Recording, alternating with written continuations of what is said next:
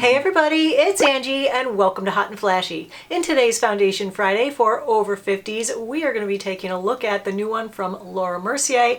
It is the Flawless Lumiere Radiance Perfecting Foundation. This retails for $48 for 1 ounce of foundation and it comes in 30 shades. This, according to Laura Mercier, is supposed to be luminous in any light. It gives you 15 hours of hydration, not 15 hours of wear, so that's a different thing. It says that it is a weightless, medium to full coverage foundation that is good for all skin types, but especially normal to dry skin types. So we should note now that I have normal to dry on part of my face, but I do have combo skin, so I'm oily down the T-zone. So this may not be directed right at me. I might not be the right demo for this, but so many people asked for a review on it, and I did try it in a Sephora video that I did a couple weeks ago. So I liked it well enough in that video to put it through the full Foundation Friday. It was not an epic fail, which was a shocker for me because usually Laura Mercier foundations are an epic fail for me. I put them on, I hate them, I take them right off. So that this one lasted through the entire day and I didn't mind it. I was like, oh yeah, we can definitely test it. So I have worn it for 3 days already. Today's the 4th day. I put it on with different primers, different application methods. We wear it all day. I do car check-in, outdoor bright sunshine, check-in, kitchen light check-in. So you get the whole very thorough review here today. So let's get into it. This is in a glass bottle. Underneath the cap is a pump dispenser. I gotta say, when you pump this out, the pumps are rather small, which is kind of nice. This is a water and silicone base. It also contains vitamin E and hyaluronic acid, which is hydrating. Vitamin E is an antioxidant that's good for your skin. This is fragrance-free, SD alcohol-free, and paraben-free. So for application, Laura Mercier recommends that you apply it to clean skin with the Flawless Finish Makeup Sponge. I gotta note, I did purchase the sponge. I tried it, even dampened. That sponge was just like too hard. It didn't puff up, it didn't get soft. It was like putting your makeup on with a brick. So I took it back to Sephora. Let's take a look at the swatches on it. I have 3 colors to show you here. I have 2C1 Ecru, 3C1 Dune, and 3N2 Honey, which is what I am wearing today. So the first day I wore this was in that Sephora video. It was just a first impressions, like try on haul thing. So I didn't, come back and look at it all day long, but I was kind of looking at it. I did wear it that day with the Cover FX Gripping Primer, and I also powdered over it with the Charlotte Tilbury Flawless Airbrush Powder. I gotta say, that day it didn't settle in wrinkles, it didn't settle in pores, and it lasted the entire day. For day 1, it was back to basics to see how it performs without the gripping primer and without the Charlotte Tilbury powder. So I didn't use any primer on my face that day. I do have my sunscreen on though already. I use a combination of Elta MD UV Elements SPF 44 and Paula's Choice Super Light SPF 30. I used my Clairsonic Sonic Foundation brush on one side to apply the foundation, and I used a damp Beauty Blender sponge on the other. The foundation blends well with both the brush and the sponge. I didn't have any problems with either side, and I thought the coverage looked about the same on both sides. It looked sheer to medium with some redness showing through on my cheeks and on my chin. True to its name, it has a luminous, radiant finish that on me accentuates pores and texture a little bit. I added my It Bye Bye Pores setting powder to mattify the T-zone and reduce the look of texture. After I added the setting powder, I was really happy with how it looked. I thought that my T-zone and my enlarged pores and texture looked really smooth, and I thought that the rest of my face looked youthful and dewy, and I liked the amount of coverage. It wasn't heavy, it wasn't settling into pores, it wasn't settling into wrinkles. So overall, I was pretty happy with it. So I went out and I ran some errands, and so I did a car check-in. That was at about 3 hours in on it. So we do a little car check-in on the foundation. Here's how it looks.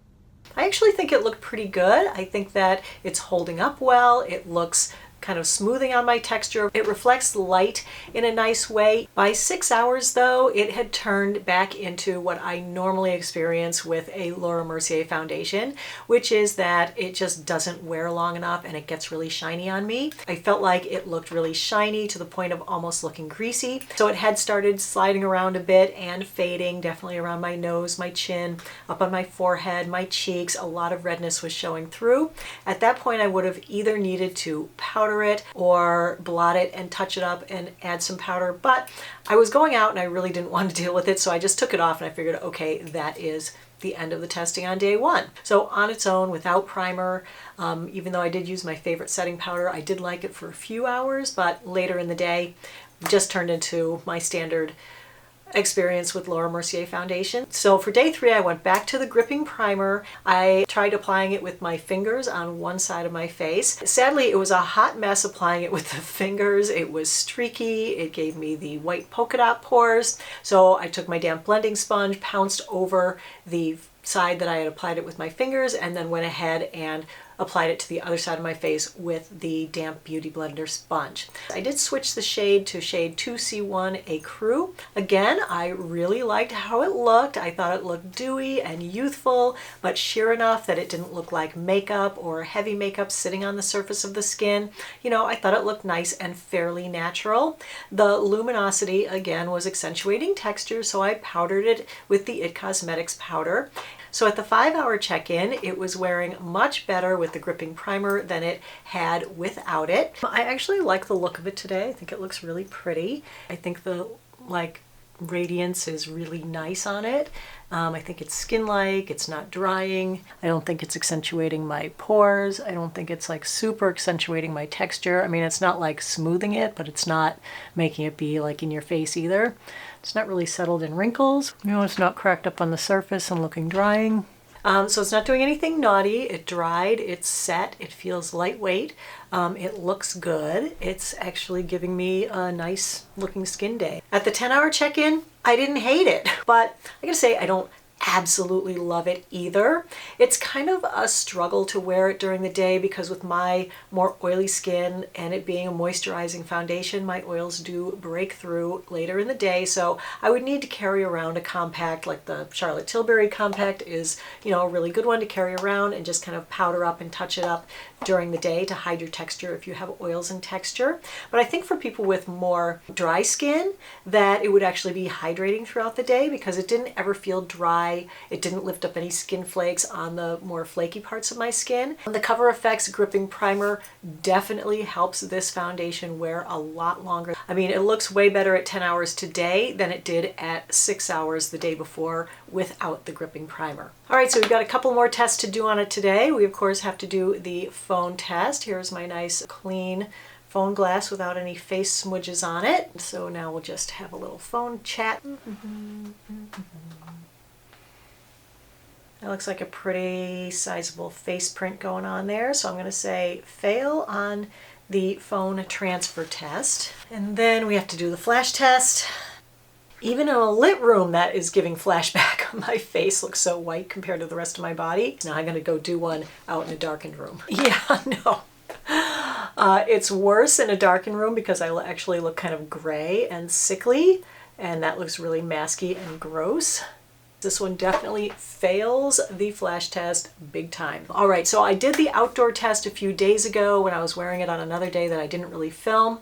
Oh, is that the day that I used the 2 primers? That's the day I used the 2 other primers. I was so confused here for a minute. So it has been cloudy, rainy, snowy, everything coming out of the sky for a few days. So I recorded this when it was a sunny day. And on that day, I didn't record myself applying the foundation, but I did use 2 other primers with it just to see how it worked with other primers. I had used the Hourglass Mineral Veil on one side of my face, and I had used the e.l.f. Prep and Blur Stick on the other side of my face. It went on fine over both of these primers. I actually felt like this side looked slightly more smooth than this side. I think in the sun it does have a soft luminosity. It doesn't create a hard, greasy looking shine, and I actually kind of like how it looks outside. It doesn't disguise my texture, but it doesn't make it look visible from outer space, and I also don't think that looking at it in the full sun makes it look like a heavy mask of makeup either. It doesn't look cakey, it doesn't look dry, so I think it actually looked pretty good out there.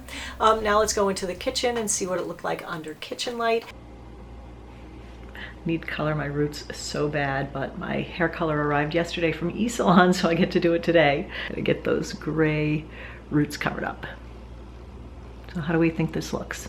Here I thought it was just okay. Its claim is that it is luminous in any light. In more dull flat light, it really doesn't give you that luminosity. All right, so this one's kind of a mixed bag for me, so let's run down the pros and the cons. On the pro side is that it was easy to apply with a brush and a sponge, that it has a luminous, dewy, youthful finish that looks nice on the skin. It didn't settle into pores. It didn't settle into wrinkles. It felt hydrating to wear. It was lightweight feeling. It was fragrance free, and it felt dry and set throughout the day. On the con side are that after a couple hours, that nice soft luminosity, if you're oily skin, can accentuate texture. It can look heavy and makeup-y if you apply a lot of it, and it has a fairly short wear time unless you put a primer on under it. So my takeaway on this one is that the normal to drier parts of my face really like this foundation. Unfortunately, my oily T-zone just really didn't like this foundation, but that's not who it's geared towards. So I would say if you have oily or combo skin, it's probably not going to be for you, just like it wasn't for me. But if you have normal to dry skin, I think it's definitely worth a try. I think it's a pretty foundation. I think the way it reflects light is really nice and soft and can help to make your skin look a little bit more youthful, a little bit more dewy.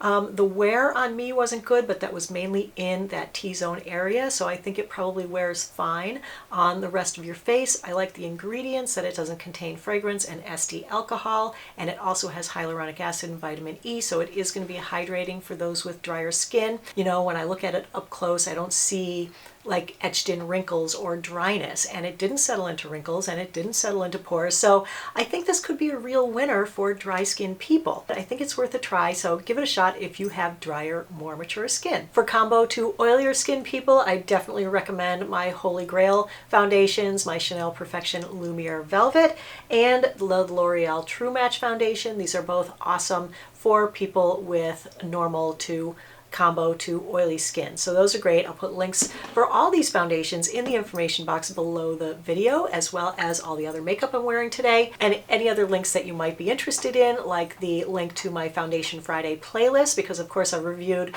over 100 foundations, and if you're looking for one in particular, you can take a look at the playlist. That'll be linked in the information box below the video. Also, the link to my blog where I keep the list, which is a running list of all the foundations I've ever tried in order from best to worst, with little recommendations and then links out to the reviews. So I hope you found the video helpful and informative. If you did, it would make me really happy if you would give the video a like and also subscribe to my channel. And while you're down there, don't forget to hit that notification bell. I know it's a lot of clicking for you to do, but it really helps my channel to grow. It really helps my videos to be discovered by other people. And thanks for joining me today. You know, I always appreciate your time. Thank you so much for watching. So have a great day, and I will see you in the next video. Take care, everybody. Bye-bye.